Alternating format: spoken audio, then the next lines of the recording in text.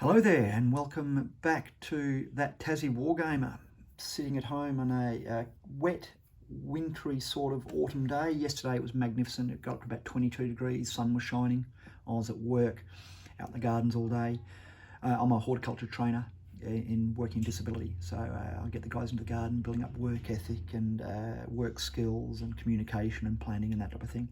So a great day. Luckily today it's my day off. Used to work Wednesdays, not at the moment. So I'm decided to make a video. Hopefully can keep you guys entertained in the in this long, dark lockdown days. So we've just finished looking at some of my projects, some of my purchases and some of my printing and half of my painting. I think now we'll just continue with my painting. This one's a little odd. These are my French. I've got a 2 or even 3 units of French. These are Warlords ones that were originally the older, can't remember now. But anyway, yeah, these are Warlord, but they're by another company. For the life of me, I can't remember. So I've got a heap of them. I thought I'd get one extra unit done so I can have a really big, massive line. What happened here is you're thinking, gee, they're pretty glossy for what is a primer. And you're right. So what happens is I keep all of my paints downstairs, all my sprays. So I've got my black primers, my grey primers, my white primers. My wife bought some white spray enamel, gloss enamel, to do some patching up on something. And she thought it'd be a great idea to leave it with my paints, with my primers, because it was the only spray can she had. So I went to do some priming. Obviously with my French being mainly white, I thought it'd be a great idea to prime them in white as I normally do. And I grabbed the white, went outside, started priming and dried. And then it wasn't until they dried that I realised that I hadn't used primer. I'd used a gloss enamel. I had 2 options. I could strip them back and re-go, or I could take it as a learning curve and see how it goes. So I let them dry and shrink and realised that didn't lose much detail. So I thought, I wonder how it's going to be trying to paint my paint over gloss. And it wasn't too bad. So I wouldn't recommend it, but I'm going to be reasonably happy, I think, with the outcome. As you can see here, unfortunately, I've got a couple of bayonets missing. And I've noticed that with a few of the ones from Warlord French. But I'll just end up crafting one later and stick it on from a bit of old metal. I do like the French. They're a little bit small. They're not quite 28mm. I put them on a taller Games Workshop base, which just allows me to get the height up a little bit. My Scots, I'm thinking what I could have done to make the size look a little bit less obvious. I could have put them on some GW bases as well, and I may even change them over before I finish basing. I might put them onto some GW stuff. But yeah, always try to make sure if you're using your primers to keep them away from your other paints. I've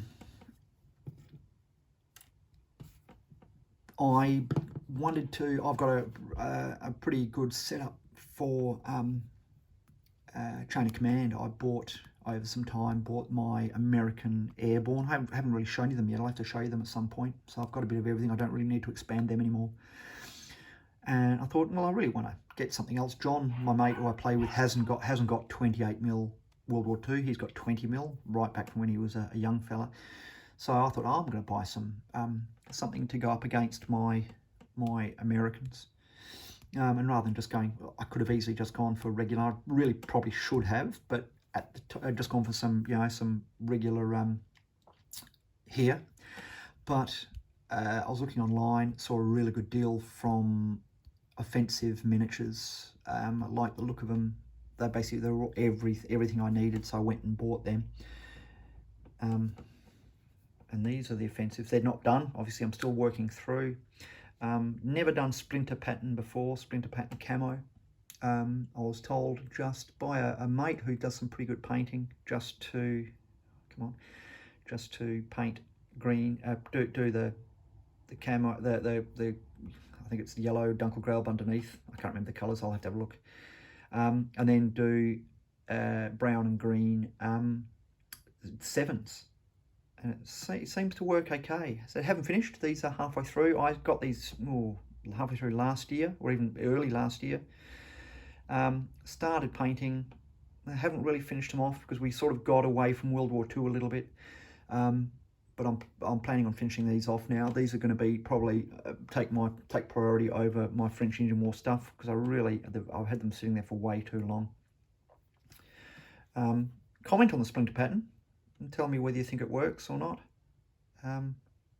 So when I'm at the table, it's so far away, it really doesn't matter whether they're whether it's got all the little raindrops on it, or whatever you'd like to call them, the splinters, as long as it looks reasonable. I've gone for try to get the right colours, but that far away you're not really going to notice it, which is what camouflage is all about, wasn't it? It was breaking up the figure at a distance. But they are lovely figures, a little bit thinner, a little bit finer than my Warlord US Airborne. I think probably less heroic, so they're actually better. They look at, the better scale, some beautifully sculpted, some great facial features. Really, every pose looks realistic. Nothing looks awful when it comes to the poses. So I've got a heap. I've got, this is just one squad. I've got a heap more downstairs, and again, this will be taking on my American Airborne eventually. I like late war, World War II, but eventually I'd also like to get into 1940 as well. So who knows? The lead pole will never get any smaller, will it? Yeah.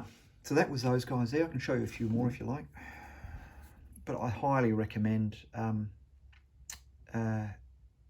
Offensive Miniatures. Just some beautiful sculpts. You don't hear a lot about them.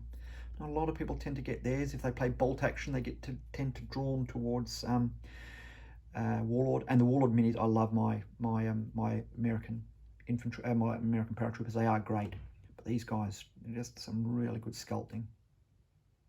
Can't wait to get them finished. Got a bit of everything with them. Now, this is really odd. I don't know if it happens to you guys. I'll buy things, and especially with books.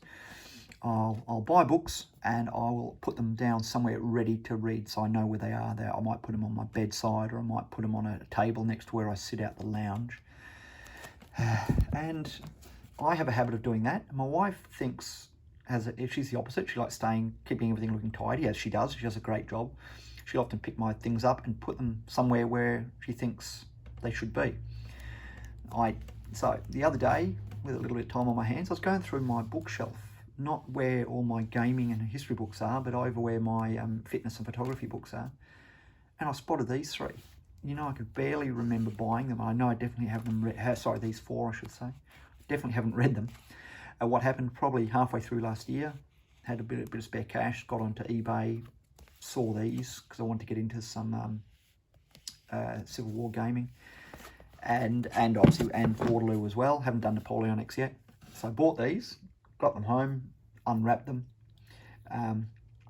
Obviously I put them down on my chair somewhere. My wife has then put them away in the bookshelf, but not in the right spot, and I totally forgot about them, haven't even read them. So I was pretty excited when I saw these the other day, so I've actually started thumbing through them. Wargaming and History, Waterloo, by Charles Grant.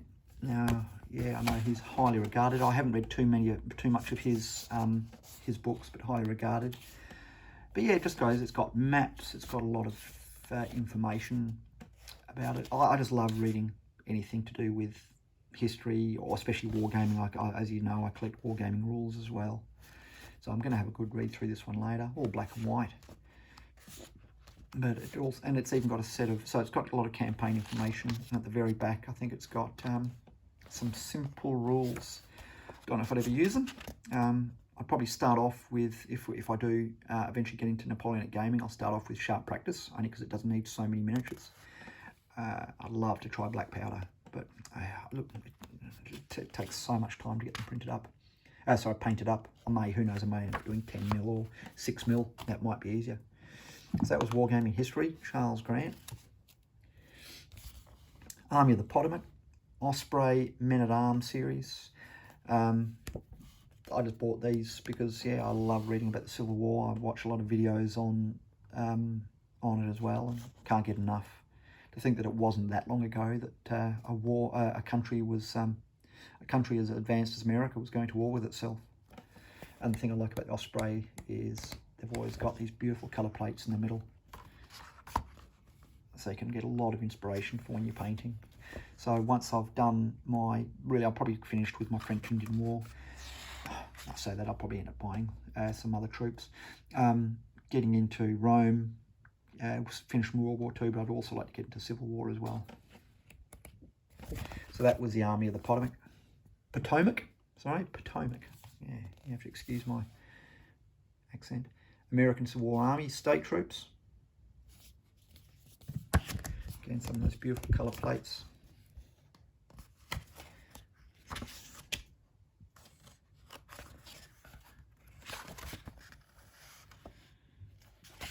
Highly recommend these type of books. You can never get enough Osprey Men-at-Arms, that's what I reckon. And American Civil War Volunteer Militia. Some amazing uniforms that, I don't think I've ever seen too many models that you can buy of kilted